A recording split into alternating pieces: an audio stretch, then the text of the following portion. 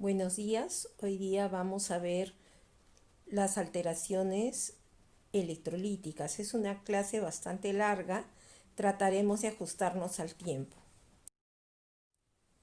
Primero hablaremos de las alteraciones del sodio.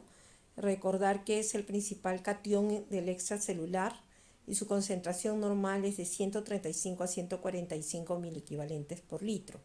Cuando disminuye menos de 135 miliequivalentes por litro se llama hiponatremia, y cuando aumenta por encima de 145 se llama hipernatremia. La hiponatremia es el trastorno electrolítico más frecuente entre los pacientes, tanto en la vía ambulatoria como en hospitalización.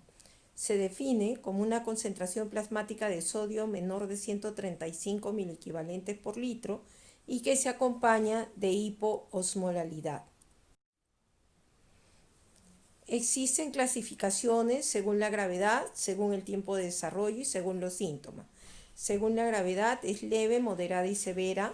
Leve de 130 a 135, moderada de 125 a 129 y severa menor de 125 miliequivalentes por litro. Según el tiempo de desarrollo puede ser aguda, menor de 48 horas y crónica más de 48 horas. Según los síntomas puede ser moderadamente grave o grave. La diferencia va a ser por los síntomas que van a presentar. En la grave hay vómitos, distrés respiratorio, somnolencia normal, incluso convulsiones, coma, ¿no? En cambio, la moderadamente grave solo es náuseas sin vómitos, confusión y cefalea.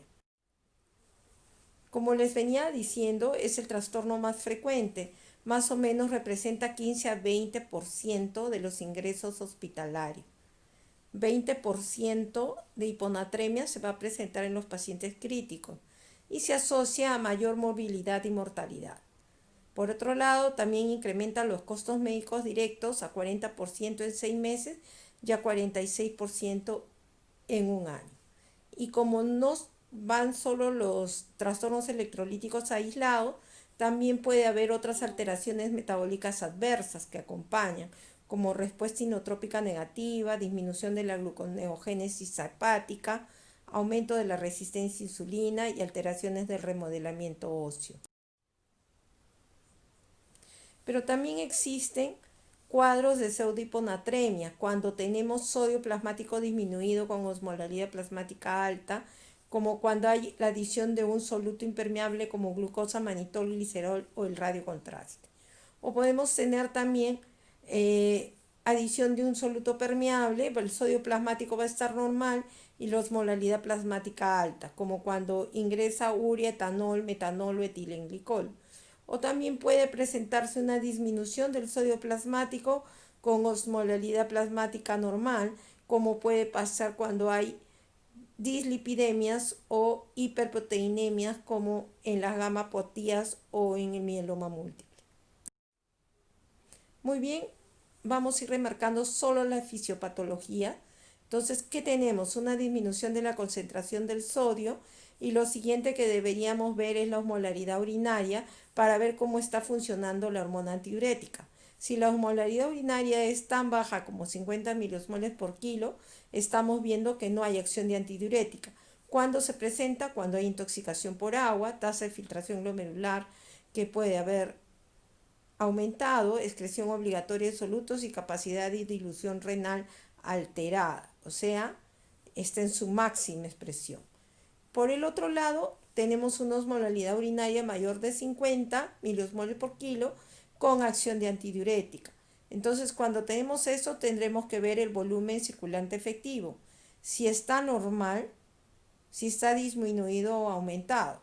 Entonces, cuando el volumen circulante efectivo generalmente está disminuido, tenemos que ver si no es porque el líquido extracelular también disminuyó, por decir estados hipovolémicos llamados antes deshidratación.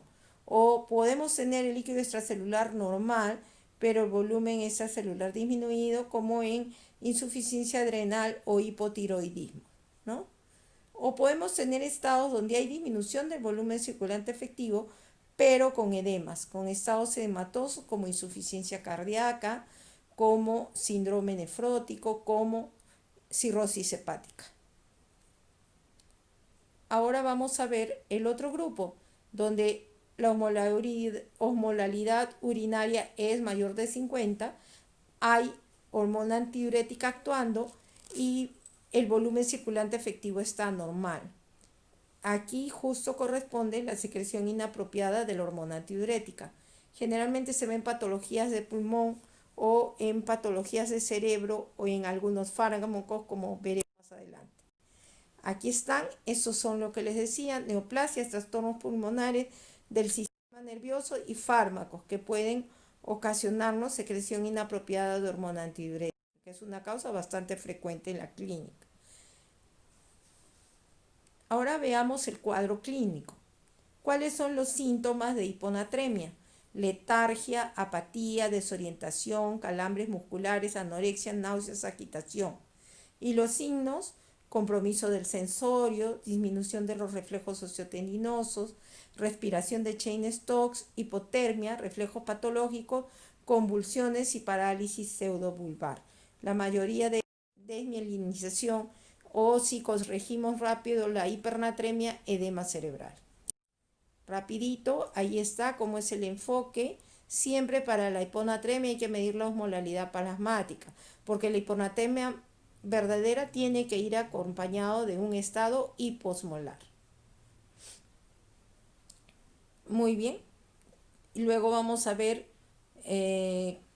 cómo está el volumen circulante efectivo, especialmente cuando la suma de los cationes de la orina es mayor que el sodio plasmático, ¿no?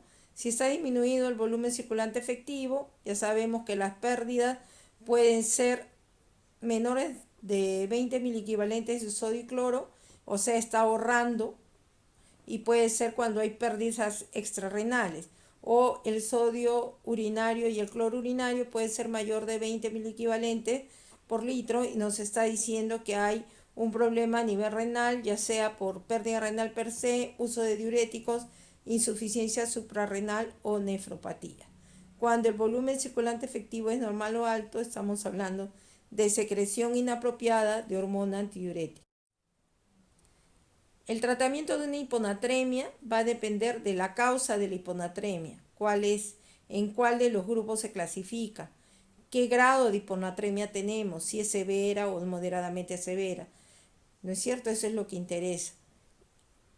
Y en los primeros grupos, que es por deshidratación o por estado hipovolémico, habrá que reponer sodio y agua, y en este caso con cloruro de sodio 0.9 se logrará lo normal. En casos raros, con compromiso en hiponatremia severa, sí corresponde usar cloruro al 3%. Avanzamos y ahora estamos frente al otro trastorno del sodio, que es la hipernatremia, que es la concentración del sodio sérico plasmático mayor de 145 miliequivalentes por litro, con una osmolalidad mayor de 295 miliosmoles por kilo de agua. Este trastorno es menos frecuente que la hiponatremia, pero igual también va a tener como etiología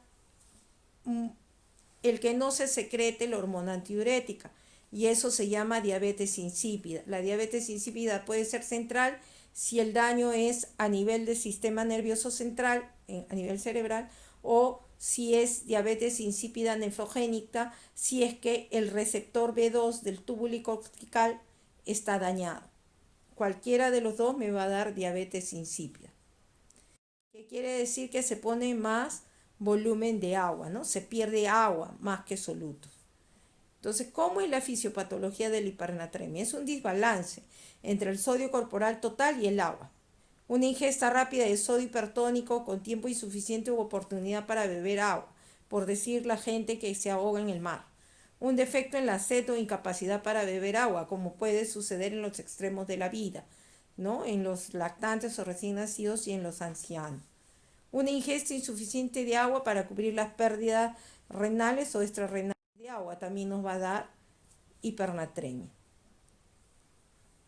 ¿Qué más vamos a ver en la fisiopatología?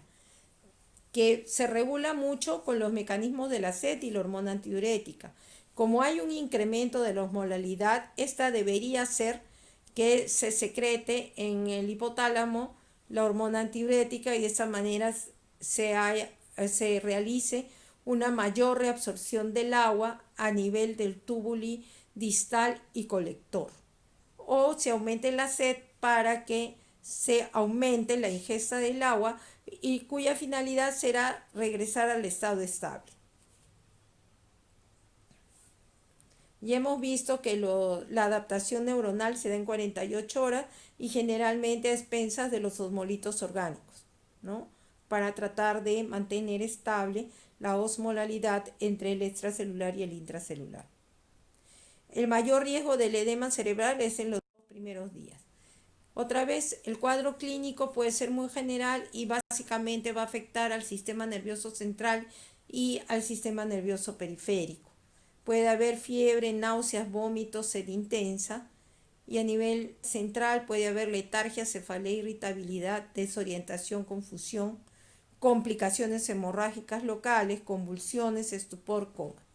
Y a nivel del sistema nervioso periférico, aumento de los reflejos osteotendinosos y aumento del tono muscular. Y acá este es un poco el flujograma de cómo se hace el diagnóstico y ahí lo tienen. No voy a incidir mucho porque la clase es muy larga, ¿no? Seguimos. El tratamiento de la hipernatremia depende de 2 factores: cómo está el volumen circulante efectivo y el grado de desarrollo de hipernatremia. La idea es la siguiente: el objetivo es evitar complicaciones neurológicas y tenemos que tener cuidado. Igual en hiponatremia, las correcciones no deben ser mayor de 1 miliequivalente por litro por hora durante las primeras 48 horas. Igual para el descenso. Cuando estamos en hiponatremia tampoco podemos aumentar bruscamente porque se produce la linolisis central pontina.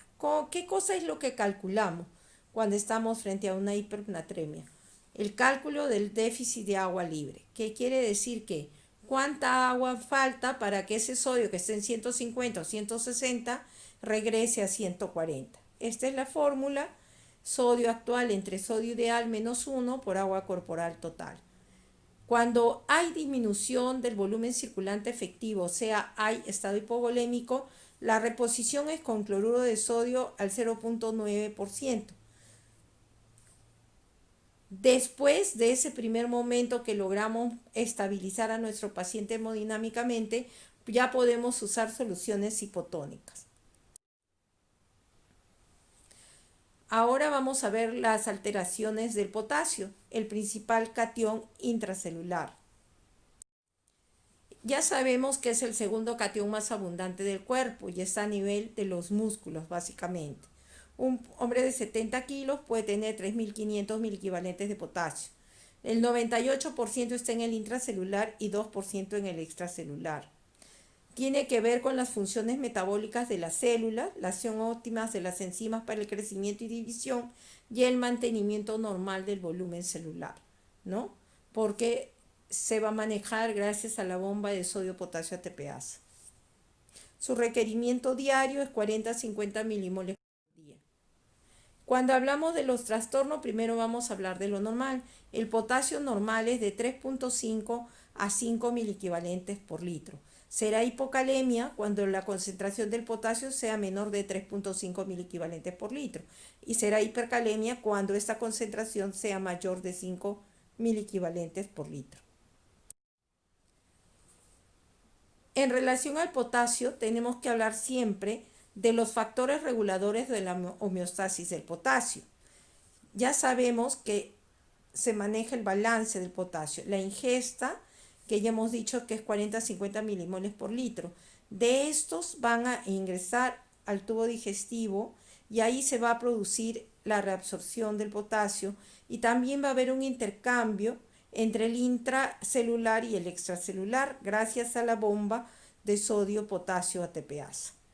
¿Cómo va a ser todo lo que ingresa? Va a ser eliminado para que los ingresos sean igual que los egresos. ¿Cómo es la eliminación? En orina el 80%, en sudor 5% y en heces 15%. y el 98%, que representa 150.000 equivalentes, está en el intracelular. Para el caso del potasio, vamos a tener factores que van a regular el intercambio entre el intracelular y el extracelular. Van a haber factores que favorecen el ingreso del potasio desde el extracelular al intracelular, y estos son alcalosis metabólica, la insulina, la estimulación beta-2 adrenérgica y la aldosterona.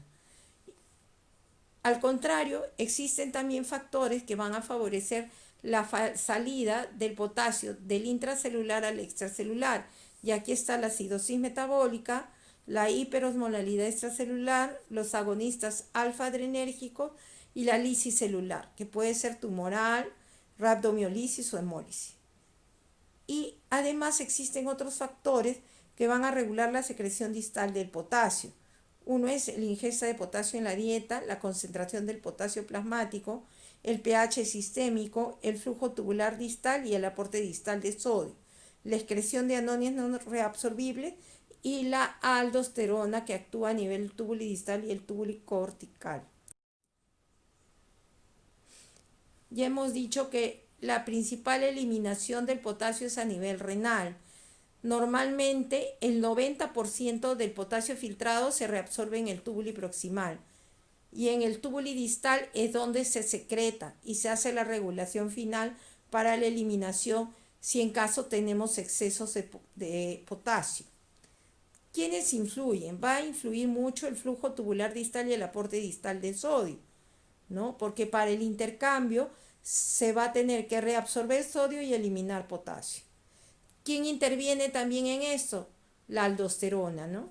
La aldosterona, que hace la reabsorción selectiva del sodio y la secreción del potasio a nivel del túbulo cortical, del túbulo colector, ¿no? Tanto cortical como medular. Y entonces, ¿qué tenemos? Que lo que estimula la secreción de la aldosterona es la hiperpotasemia y lo inhibe la hipopotasemia. También cuando hay excreción de aniones no reabsorbibles, va a haber un aporte a nivel distal que va a incrementar la electronegatividad intraluminal, y eso también va a aumentar la secreción de potasio.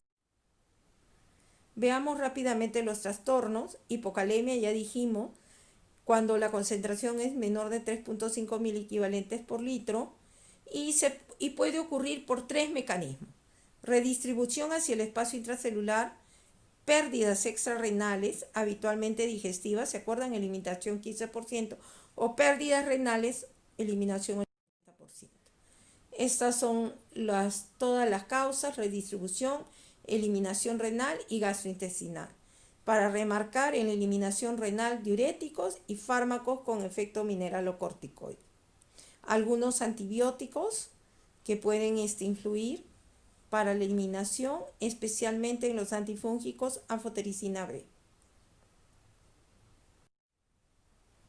¿Cuáles son las manifestaciones clínicas de la hipocalemia?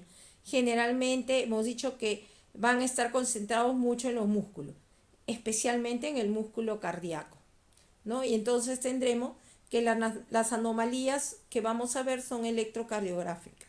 ¿Qué tenemos? Aplanamiento e inversión de la onda T, una onda U prominente, descensos en el segmento ST y prolongación de los segmentos QR y PR, arritmias auriculares y ventriculares. La predisposición a la toxicidad digitálica, especialmente en los pacientes con insuficiencia cardíaca. A nivel neuromuscular, debilidad, astenia, calambres, parestesias, parálisis respiratoria, rhabdomiolisis. A nivel de músculo liso, en el intestino, hilo paralítico, estreñimiento. A nivel renal, disminuye el filtrado glomerular y el flujo plasmático renal. Puede haber diabetes insípida nefrogénica, alcalosis metabólica, ¿no? Y aumento de la producción renal de amoníaco. A nivel endocrino y metabólica, disminución de la aldosterona, porque hemos dicho que inhibe, aumento de la renina y descenso de la insulina e intolerancia a hidratos de carbono. Ahí está la imagen, nos muestra la presencia de la onda U, una onda que se va a formar después de la onda T en hipocalemia. Esto es el algoritmo diagnóstico, que se los dejo para que lo revisen. No nos va a dar tiempo, solo revisar especialmente qué cosa es la gradiente transtubular de potasio, porque eso va a hacer que pensemos que esté influido por aldosterona o no. Ahí está qué cosa es la gradiente, relaciona la osmolalidad sérica y urinaria y lo que es el potasio urinario y el potasio sérico, ¿no? Y ahí tenemos cómo varía en los estados hipocalémicos. Si esta gradiente transtubular es menor de 2, nos está diciendo que la pérdida es gastrointestinal, cutánea o vómito. Si es mayor de 4, significa que la pérdida es renal, hay un exceso de aldosterona. En estados hipercalémicos, cuando esta gradiente transtubular de potasio es menor de 6, nos está diciendo que hay una pérdida renal. Y cuando es mayor de 10, significa efecto de aldosterona. ¿Cómo es el tratamiento? Identificando la causa, viendo los criterios de gravedad, si hay cambios o no hay cambios en el electrocardiograma.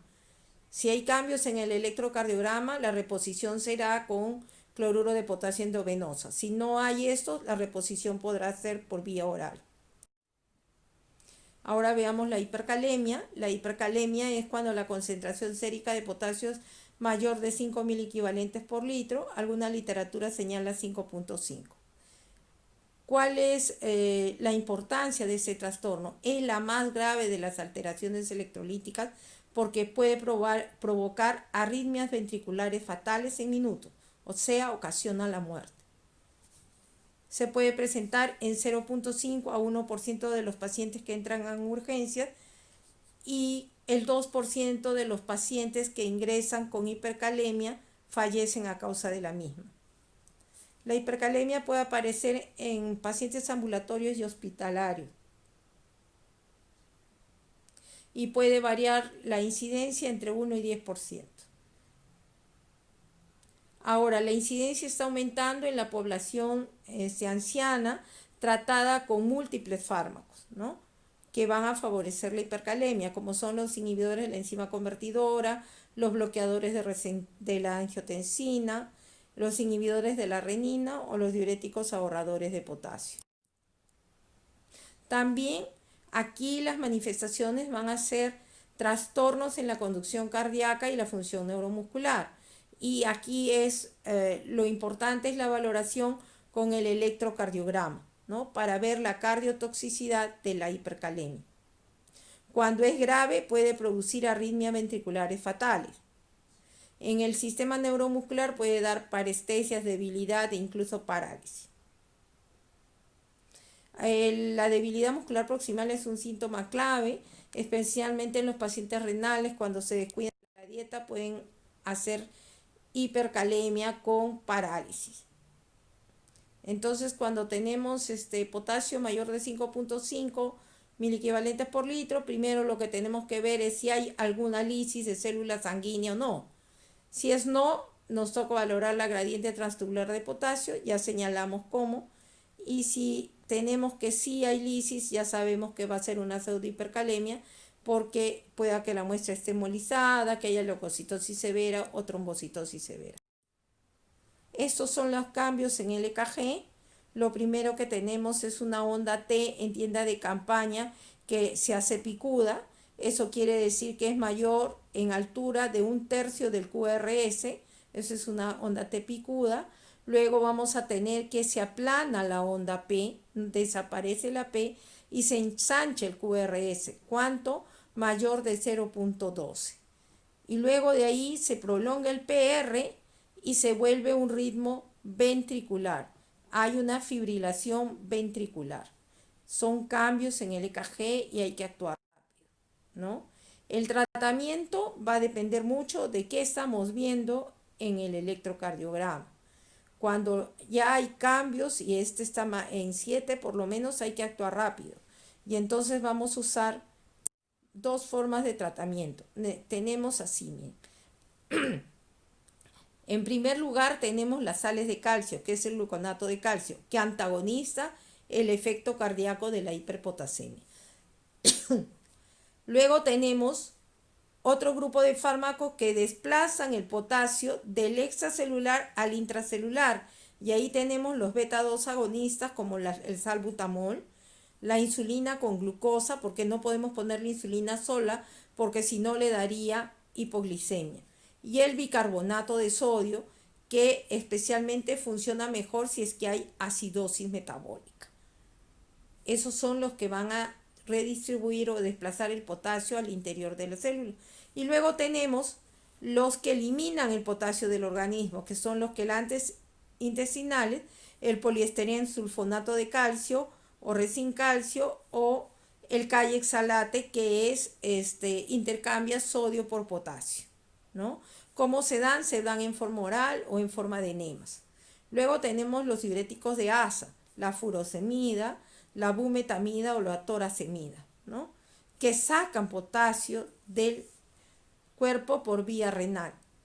Y finalmente, si no tengo cómo eliminarlo ni por la vía gastrointestinal ni la renal, quiere decir que la tasa de filtración de glomerular está muy baja, hay falla renal, entonces tendremos que plantearnos hemodiálisis o diálisis peritoneal. Avanzamos y ahora veremos los trastornos de calcio, fósforo y magnesio.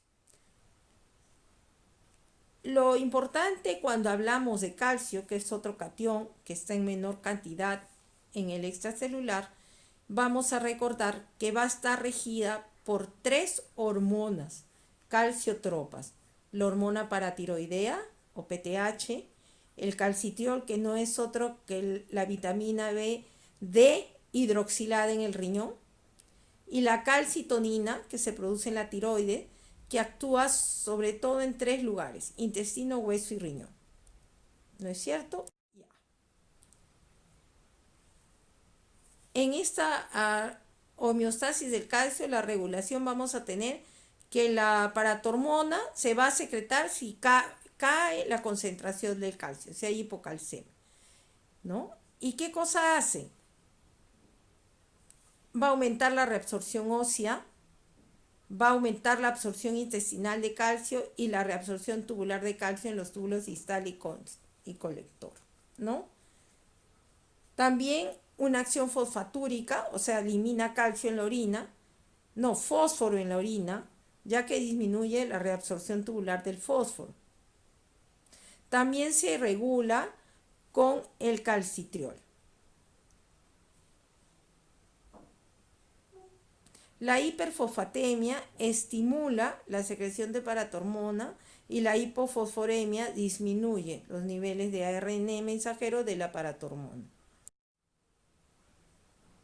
La vitamina D3 o el calcitriol tiene sus receptores y tiene que ver mucho con el intestino, donde estimula la absorción tanto de calcio y fósforo.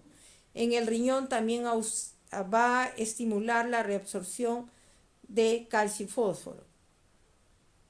Y en el hueso va a favorecer la resorción ósea, aumentando las concentraciones plasmáticas de calcio y fósforo. ¿Eso qué quiere decir? Que va a favorecer la salida de calcio y fósforo del hueso hacia el extracelular. Y cuando se produce esta hidroxivitamina D3, va a disminuir la síntesis de paratormona. La calcitonina es una hormona producida en la célula C de la tiroides que inhibe la reabsorción ósea osteoclástica y como consecuencia de ella disminuye el calcio sérico. Resulta efectiva especialmente cuando hay hipercalcemia. Ya sabemos que el calcio es abundante en el organismo y el 99% está en el hueso. Es un catión divalente, por eso es que 1 milimol es igual a 2 miliequivalentes por litro o igual que 4 miligramos por decilitro. Lo normal del calcio está entre 8.9 y 10.3 miligramos por decilitro. Si lo vemos como calcio iónico, lo normal es entre 1.12 y 1.32 milimol por litro. Vemos la hipocalcemia rápidamente. Entonces vamos a decir que es cuando la concentración de calcio total es menor de 8.5 miligramos por decilitro o 2.1 milimol por litro, o un calcio iónico menor de 1.12 milimol por litro. ¿Qué más tenemos que recordar? Que la disminución de la concentración de albúmina va a hacer que haya más calcio libre.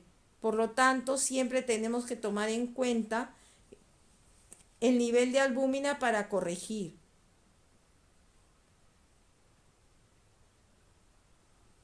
Ahora, si el calcio iónico disminuye, aumenta la paratormona para producir lo que ya hemos visto.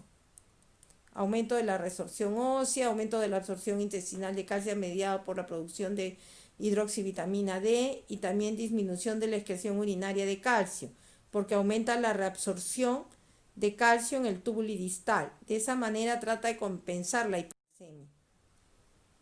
Estas son las causas, ahí tienen para que revisen.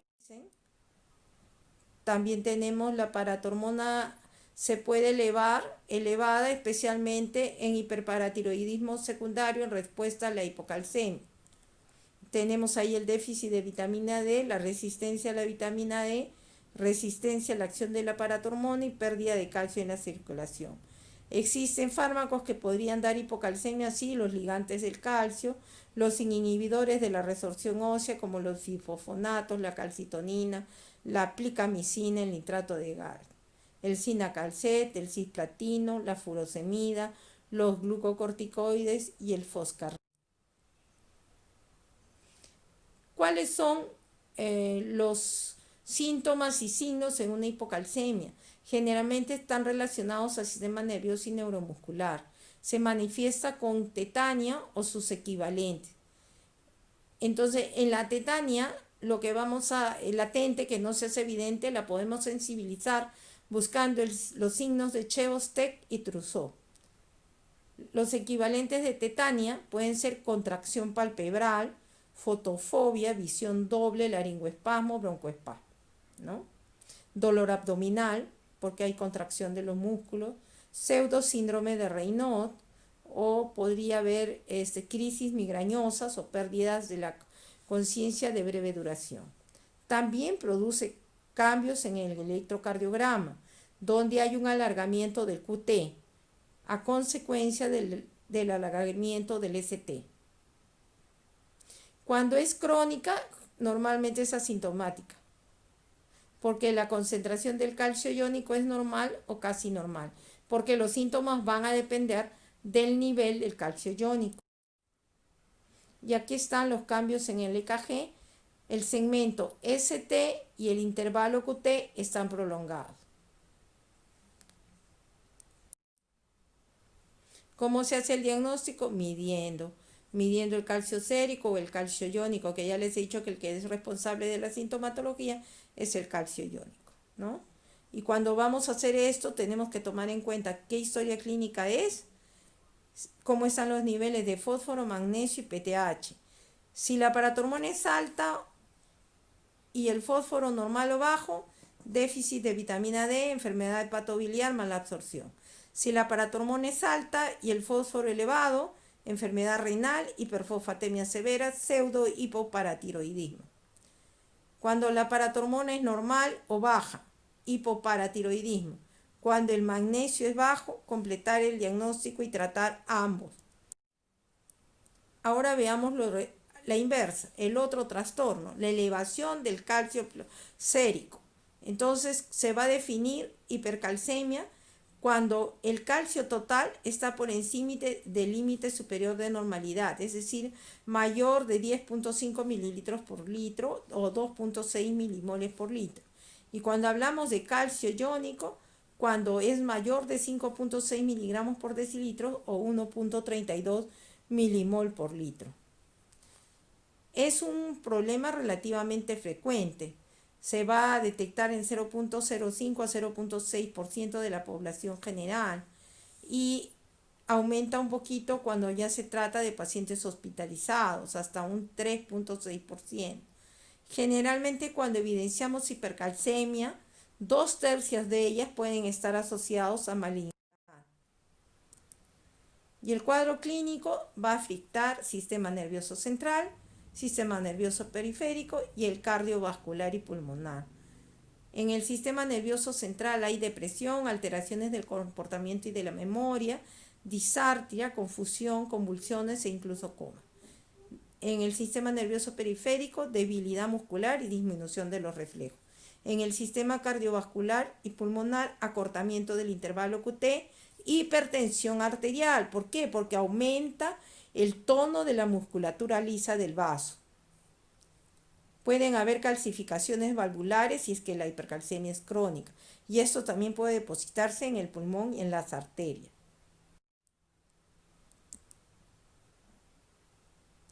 También hay que recordar que cuando hay hipercalcemia aumenta la excreción renal de magnesio. Por lo tanto, hay que también ver que no está asociado a la hipomagnesemia. También la hipercalcemia aguda puede producir focos de necrosis tubular. La hipercalcemia crónica puede producir nefrocalcinosis. ¿Qué quiere decir? Depósitos de calcio en el parénquima renal, fuera de la vía urinaria. Y otras veces puede dar litiasis, ¿no? Cuando hay nefrocalcinosis puede producirse diabetes insípida nefrogénica, nefropatía perdedora de sal y acidosis tubular renal, ¿no? Y favorece la progresión de la insuficiencia renal. A nivel digestivo, estreñimiento, náuseas y vómitos, y puede haber pancreatitis. Los niveles altos de paratormona producen osteitis fibrosa y anemia. También puede haber artralgias y condrocarcinosis. Acá está el algoritmo diagnóstico. Entonces tenemos que ver si es que está usando algún suplemento de calcio y retirarlo y a ver si con eso regresa la normocalcemia, y si persiste tenemos que mirar cómo está la paratormona, ¿no? Si la paratormona está disminuida, entonces probablemente esa subida de calcio no está medida por paratormona. Entonces hay que ver cómo está si hay un aumento de la paratormona light o un remedio de la paratormona, que puede pasar cuando hay tumores sólidos como mieloma o linfoma, ¿no? Que producen que haya calcio, hipercalcemia. Luego tenemos que mirar si está aumentada la dihidroxivitamina D, como en las granulomatosas o en enfermedades como linfoma también, ¿no?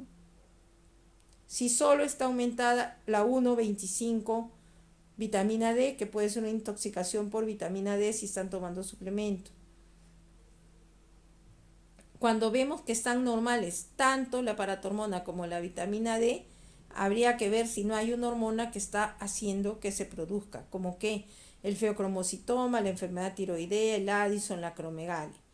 También que esté presente un mieloma que causa hipercalcemia porque hay destrucción del hueso, ¿no? Lesiones líticas. Y otras causas: intoxicación por vitamina A, acidosis tubulares, enfermedad de Paget, ¿no? También vamos a valorar en el caso de que esa paratormona esté normal o elevada. Mido el calcio en orina y puedo estar, si el calcio está aumentado en la orina, de repente es una hipercalcemia con hipocalciuria familiar, ¿no? Y si el calcio está disminuido, probablemente es un hiperparatiroidismo. Ahora veamos los trastornos del fósforo. Como vemos, se manejan en manera coordinada pero inversa con el calcio. Si sube el calcio, baja el fósforo, y al revés, si sube el fósforo, baja el calcio, ¿no? Lo normal en suero es 0,9 milimol por litro o menor de 3 miligramos por decilitro. La hipofosfatemia puede estar entre 1 y 2,5 miligramos por decilitro y no va a producir signos ni síntomas. La hipofosfatemia severa, con concentraciones de fósforo inferiores a 1 miligramo por decilitro, es la que da síntomas, ¿no? Puede alcanzar hasta una incidencia del 5% en los pacientes hospitalizados. Y se va a catalogar cuando la medición de fósforo es menor de 2,5 miligramos por decilitro. Los grupos de riesgo son los alcohólicos o sépticos, y ahí la prevalencia puede llegar hasta un 30 o incluso 80%. Cuando hay hipofosfatemia hay mayor mortalidad, tanto en los ingresados como en los pacientes con diálisis. ¿Cuáles son los riesgos para hacer hipofosfatemia? Ahí tenemos abstinencia del alcohol, realimentación en pacientes desnutridos, anorexia nerviosa, hemación de cualquier origen, alcoholismo, malabsorción, SIDA, tratamiento de la cetoacidosis diabética, sepsis y quemados. Aquí está el algoritmo para el diagnóstico, se los voy a dejar porque si no nos va a alcanzar el tiempo. Y luego pasamos rápidamente a la hiperfosfatemia. La hiperfosfatemia se va a catalogar cuando el fósforo sérico es mayor de 5 miligramos por decilitro. Entonces ahí lo que tenemos que valorar es cómo está la función renal. Si la función renal es normal, vamos a medir cuánto es la eliminación urinaria de fósforo, ¿no? Cuando vemos que esto es elevada, hay disminución en la excreción renal, insuficiencia renal. Y ahí vamos a ver que cuando hay insuficiencia renal, hay déficit de paratormona, acromegalia, hipertiroidismo, calcinosis. Cuando vemos que no está elevada la eliminación, probablemente se trate de una sobrecarga de fósforo, que puede ser exógena o endógena, ¿no? Exógena cuando se están usando suplementos de fósforo o intoxicación por vitamina D, o endógena cuando hay una lisis celular o catabolismo acelerado. Ahora vamos a ver al magnesio. Es el segundo catión intracelular más abundante tras el potasio. Está implicado en la mayoría de los procesos metabólicos, función mitocondrial, procesos inflamatorios e inmunológicos y actividad neuronal, neuromuscular y vasomotora, formando parte del ADN y la síntesis proteica. ¿Qué cosa tenemos? El magnesio se pesa 24 miligramos, que es igual a 1 milimol, 2 miliequivalentes por litro. 1 gramo de sulfato de magnesio va a contener 97.6 miligramos de magnesio elemental. Generalmente ese también es un electrolito que está 60% en el hueso y 27 a 39% en el compartimento intracelular. Ahora, el 30% de estos depósitos está en forma libre o en una reserva fácilmente intercambiable. En el extracelular solo está el 1%. Los valores normales de magnesio es de 1.7 a 2.2 miligramos por decilitro o 0.75 a 1 milimol por litro.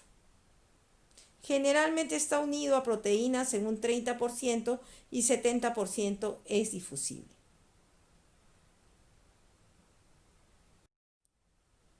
Aquí tenemos qué factores influencian el balance de magnesio. Como ven, que aumenta la retención de magnesio, la hormona tiroidea, la hipocalcemia, la vitamina D. Disminuye la retención de magnesio, los diuréticos, la digoxina, los aminoglicósidos, la ciclosporina, el cisplatino, la anfotericina B.